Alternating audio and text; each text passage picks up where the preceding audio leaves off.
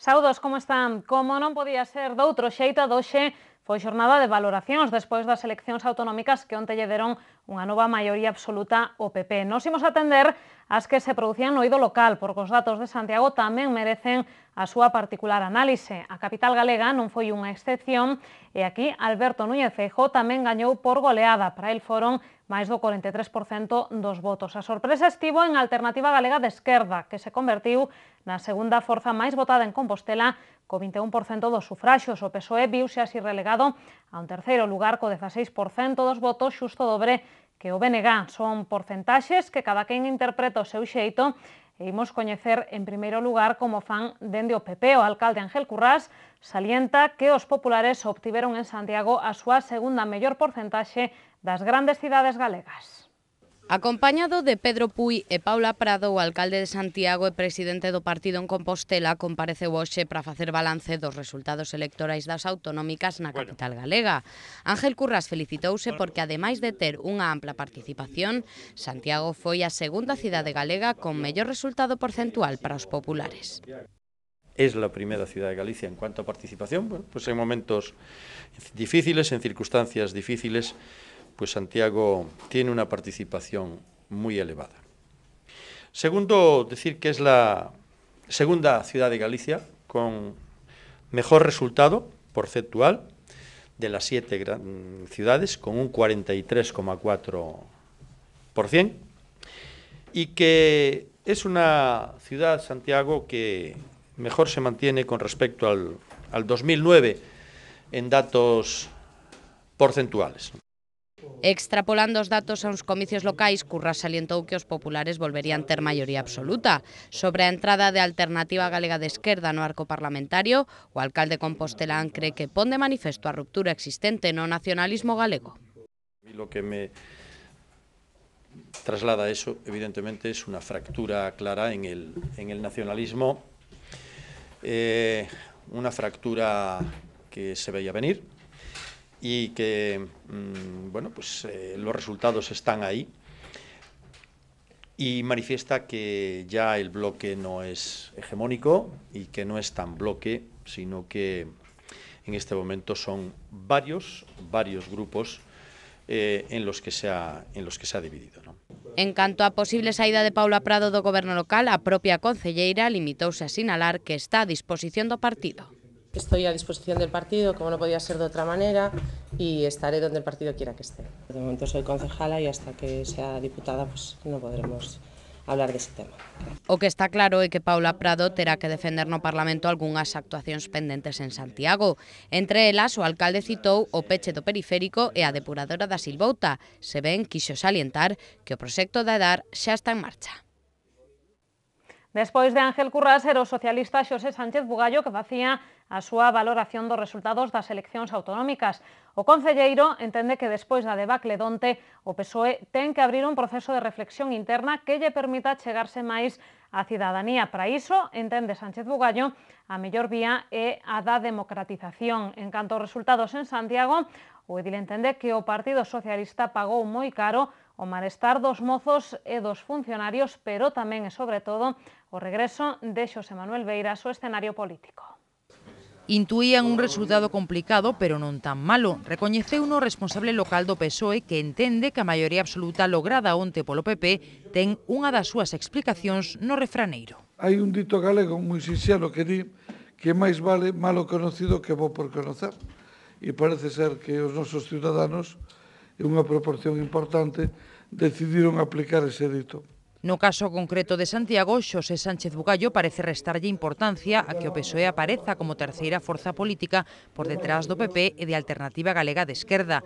O concelleiro lembra que non é a primeira vez que iso acontece e recoñece que xa contaban con algo así co regreso de Beiras á escena política. Desde o momento en que supemos que Beiras encabezaba esa candidatura, sabíamos que teníamos outro problema maiores, que o peso especial que sempre tuvo Beiras en Santiago de Compostela, non?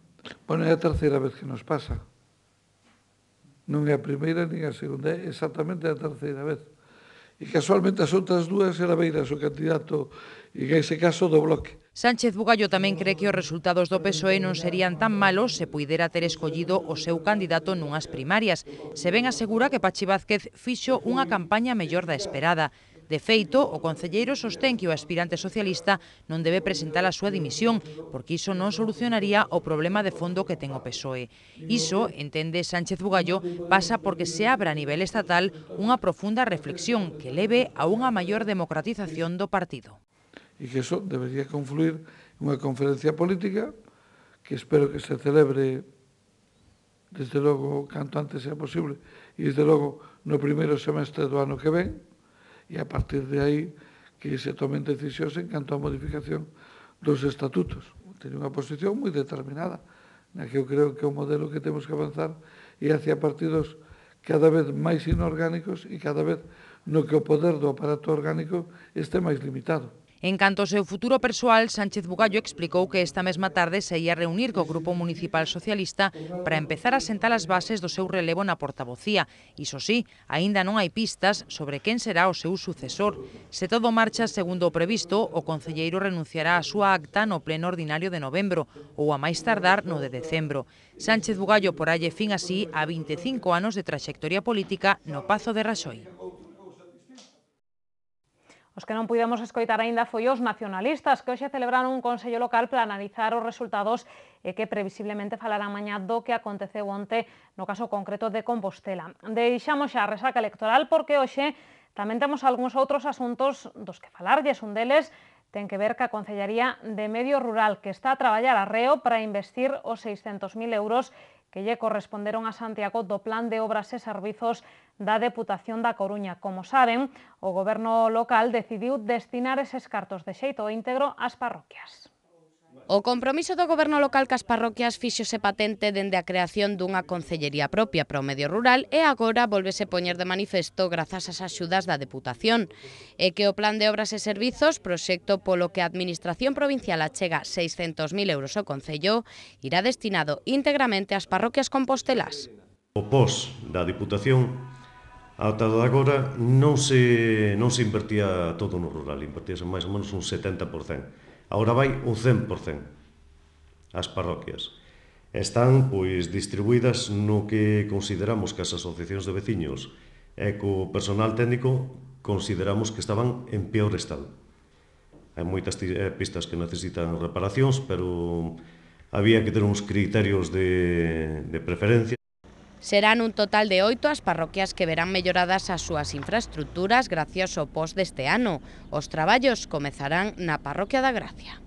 Pois o reparto que fixemos, xa digo, sempre con un criterio moi técnico e falando cas asociacións de veciños, ven sendo na parroquia da Gracia, nas aldías de Garabal, Barral e As Pereiras. Deve ser un tramo aproximado de 1,5 km que se vai se vai a levantar todo e volver a asfaltar. En ese momento revisaremos pois os tubos que haxa de acceso a fincas e todo. E tamén se limpiarán o que son as cunetas. Os traballos de asfaltado tamén chegarán a Verdías, a Bugueiro en Lavacolla, o Eixo, Arins e en Festa. Unha pista que se chama a vía M36 sube en Arins, que é na Xeral, é un pequeno tramo en Frades, na aldea de Frades, en Festa. Está moi mal, moitos veciños xa, e a propia presidente da Asociación de Veciños mo había reclamado en varias ocasións, non poden facelo antes porque o tiña solicitado a Diputación, entón non podo nin bachear, porque senón os técnicos van dicir, oye, se tes bacheado, para que vas a reparalo. Aquí hai que levantar todo firme tamén e volvelo a repoñer. En agosto, a Xunta de Goberno aprobou os proxectos a enviar á Deputación que xa lle deu o visto vos traballos. Non se enviaron antes porque era necesario que o Concello tivera aprobados os orzamentos. Non en tanto, as obras van en prazo e iniciaránse en 2 semanas. Empezaremos con elas, pois en concreto, vamos a empezar ca carretera de Garabal, Barral e Pereiras, pois non a máis tardar de 15 días. Empezaremos con ela. A nosa idea é empezar con unha, e ir acabar esa obra, empezar con outra, para que así tamén os técnicos podan supervisalas.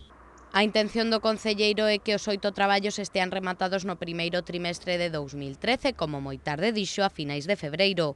Pero non serán as únicas actuacións, xa que o Concello quere que en 2013 o post da Deputación tamén vaya íntegramente ao rural. O post do seguinte ano, a intención, e o alcalde así mo transmitiu, é que fora íntegramente tamén para o rural. Pois non sei se contaremos ca mesma partida económica. Espero que sí, pero os tempos que corremos económicamente non son os máis bollantes, pero esa cantidad que poña a Diputación e o que poda poñer o Concello destinaránse a outras pistas que estén nesta mesma situación. Os traballos do POS hai que sumarlle as actuacións enmarcadas no programa PEIN, financiado pola Consellería do Medio Rural. Este proxecto tamén financia distintas obras no rural que se farán paralelamente cas actuacións da Deputación. E hoxe tamén coñecíamos que o patio do antigo Colexio Peleteiro vaise convertir nas próximas semanas nun novo parque infantil, aínda que só de maneira provisional. Este espazo sustituirá a área de xogos do Parque de Ramírez, que, como saben, vai ser remodelada. Hai poucos días que a concelleira de Infraestruturas María Castelao e varios técnicos municipais visitaban o patio do antigo colexio para avaliar as melloras a realizar antes de abrilo ao público. Segundo a edil, só fará falta instalar canastas e porterías e mellorar os porches. Será precisamente a parte cuberta do patio onde se poñan os columpios pros máis pequenos. Este traslado temporal realizarase nas vindeiras semanas, xa que no prazo dun mes comezarán as obras no Parque de Ramírez. Os prazos que manexa o Executivo Municipal falan de que a actuación estará rematada en primavera. Compostela é a sede dende hoxe ata o próximo mércores do 6º Encontro Nacional de Xestores do Patrimonio Mundial. Trátase dun dos actos marcados no 25 aniversario da Declaración do Camiño de Santiago como primeiro itinerario cultural europeo. As concelleiras María Pardo e Reyes Leis deron conta este mediodía dos detalles desta xuntanza. O Ministerio de Educación e Cultura atendeu a demanda do alcalde Ángel Currás e por iso Compostela foi elexida como sede do 6º Encontro Nacional de Xestores do Patrimonio Mundial. A xuntanza celébrase dende hoxe ata o mércores no Hotel Monumento San Francisco, enmarcada no 25 aniversario da Declaración do Camiño como primeiro itinerario cultural europeo. Trátase dun encontro pequeno en canto ao número de asistentes, pero importante polo seu contido. Para una UNESCO es muy importante porque es como donde todos los años se ve la evolución que está teniendo la UNESCO y el trabajo que está realizando todas las ciudades desde el punto de vista de protección de patrimonio, de cuidado del mismo y de difusión del mismo. Este ano o encontro leva por lema Patrimonio Mundial e Desenvolvemento Sostible, o papel das comunidades locais. Un contido de plena actualidade, segundo sinalaba a concelleira de Urbanismo. Es un lema básico de la UNESCO de este año y que estamos insistiendo y es una tendencia al alza esta gestión del patrimonio desde este punto de vista y en ello se desarrollan los proyectos de Smart Cities y desarrollo sostenible de las ciudades en el mundo en este momento, ¿no? A inauguración oficial do encontro será mañá e estará presidida polo conselleiro de Educación e Cultura Jesús Vázquez e o alcalde de Santiago Ángel Currás. Entre as múltiples conferencias previstas, destacan dúas, unha do arquitecto Iago Seara sobre a experiencia de Compostela na xestión do patrimonio e outra de José María García Iglesias sobre a xestión do Camiño de Santiago como patrimonio mundial. Atendan agora a nosa axenda cultural, como sempre, con moitas propostas para o seu tempo de ocio.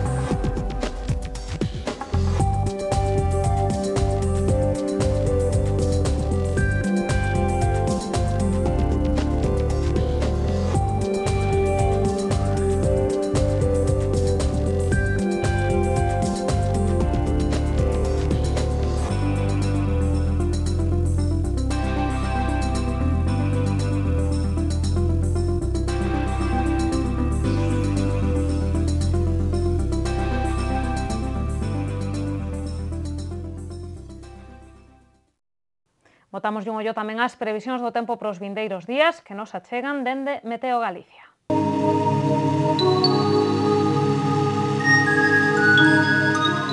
Pedras de Santiago ofrécelle a información do tempo.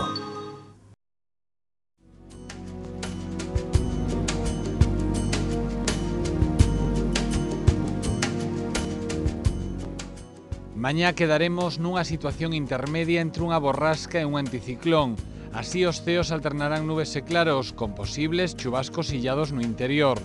Os ventos soprarán moderados do leste no litoral norte e frouxos do sueste no resto. As temperaturas subirán. No mércores os ceos estarán moi anubrados, con chuvias que comezarán no litoral atlántico pola tarde. As temperaturas mínimas subirán, pero as máximas manteránse sen cambios. Os ventos serán frouxos do sueste. Galicia seguirá nos xoves baixo influencia da borrasca, pero xa debilitada. Así os ceos estarán anubrados con chubascos, máis generalizados pola tarde. Os ventos serán frouxos do sur pola mañá e de dirección variable o resto da xornada.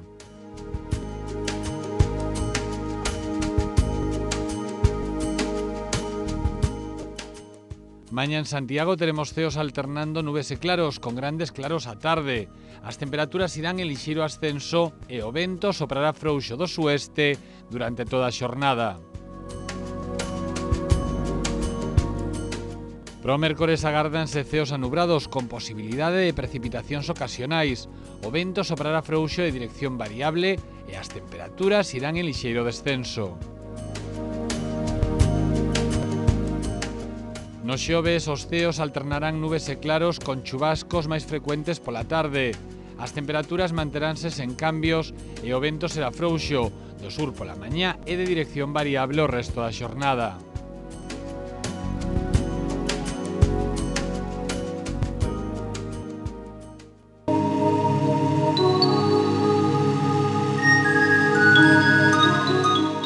Pedras de Santiago ofreceulle a información do tempo.